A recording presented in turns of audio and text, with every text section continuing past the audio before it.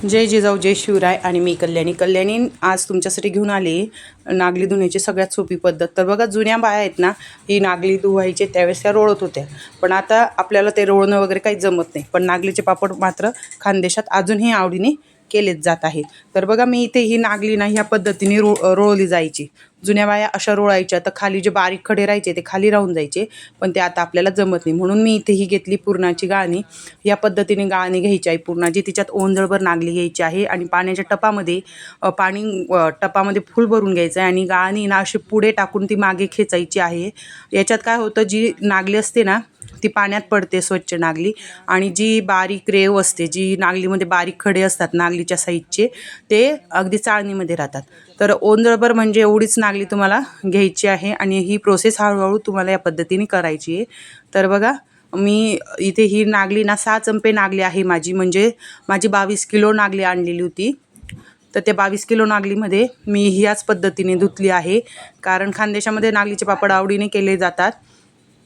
तर बघा, तुम्हाला मी इथे बारीक रेव दिसत आहे, तर या पद्धतीने ही रेव इथे राहते। बघू शकता तुम्ही, हे खडे तुम्हाला दिसत आहे, हे नागलीमधले बारीक खडे आहेत जे मी इथे राहून जात आहेत, बघतायत तुम्ही।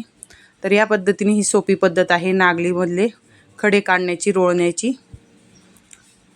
तर अजून मी तुम्हाला ही प्रोसेस करून दाखवते मैत्रिणींनो। मी ते गेल्या 3 ते 4 वर्षापासून याच पद्धतीने ही नागली धुवत आहे।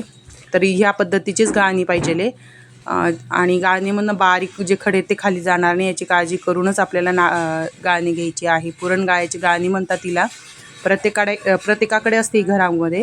तर बघा, या पद्धतीने तुम्हाला हळूहळू मागे करायची आहे गाळणी, तर त्याच्यामुळे ती हलकी जी नागली असते ती पाण्यात पडते आणि जी रेव असते ती इथे राहून जाते। तर ही प्रोसेस अगदी हळूहळू करायची आहे, आणि असं केल्यानंतर तुम्हाला नंतर नागली अडसण्याचं काम पण येत नाही, तुम्ही डायरेक्ट सुकून नागली दळायला पण घेऊन जाऊ शकतात। तर मैत्रिणींनो, तुम्हाला ही माझी नागली धुण्याची पद्धत कशी वाटली? नवीनच मी ही माहिती तुमच्याबरोबर शेअर केलेली आहे। तर तुम्ही चॅनलवर नवीन असाल, गावाच्या सौ किंवा कल्याणी लाईफस्टाईल या चॅनलवर नवीन असाल तर चॅनलला नक्की सबस्क्राईब करा।